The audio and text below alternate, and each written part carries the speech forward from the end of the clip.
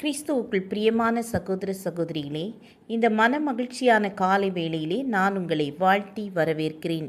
இன்றைய தினம் நாம் தியானிக்க இருக்கிற வசனம் ஏசாயா 54 அதிகாரம் 10 வசனத்தின் பின்பாகம்.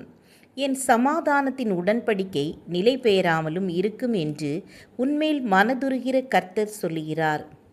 வானத்தையும் பூமியை உண்டாக்கின சர்வ வல்லமையுள்ள தேவன் மனுஷராகிய உங்களோடு கூட ஒரு உடன்படிக்கை செய்திருக்கிறார்.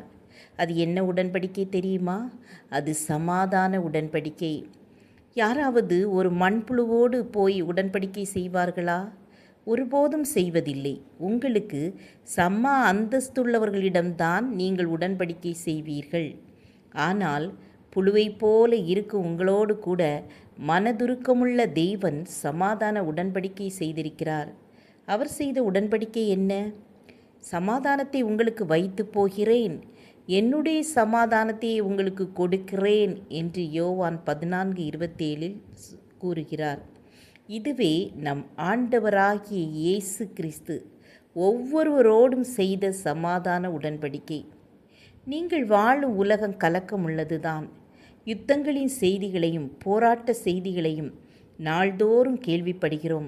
உங்கள் வாழ்க்கையிலும் கூட அநேக பிரச்சனைகள், உபத்திரவங்கள் வருகிறது.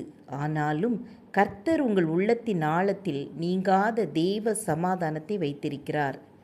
ஆம், எனக்கு அன்பானவர்களே, ஈசாயா 48:18 உன் சமாதானம் நதியைப் போலும் உன் நீதி சமுத்திரத்தின் அலைகளைப் போலும் இருக்கும் என்று எழுதப்பட்டுள்ளது.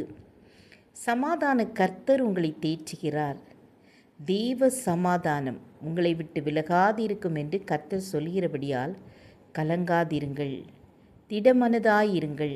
கர்த்தருடைய சமாதானம் உங்களோடு இருக்கிறது. அதே போல ஏசாயா 26:3 வாசிக்கிறோம், உம்மை உறுதியாய் பற்றி கொண்ட மனதை உடையவன் உம்மையே நம்பியிருக்கிறபடியால் நீர் அவனை பூரண சமாதானத்துடன் காத்து கொள்வீர்.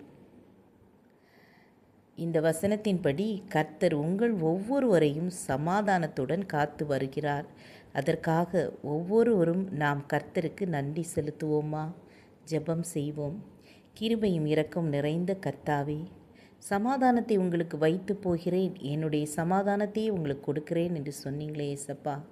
உடைய சமாதானத்தை எங்கள் ஒவ்வொருவருக்கும் தந்து சமாதானத்தோடு வாழ, மன மகிழ்ச்சியோடு வாழ கர்த்தர் எங்களுக்கு கிருபை செய்யும்படியாக ஜெபிக்கிறோம்.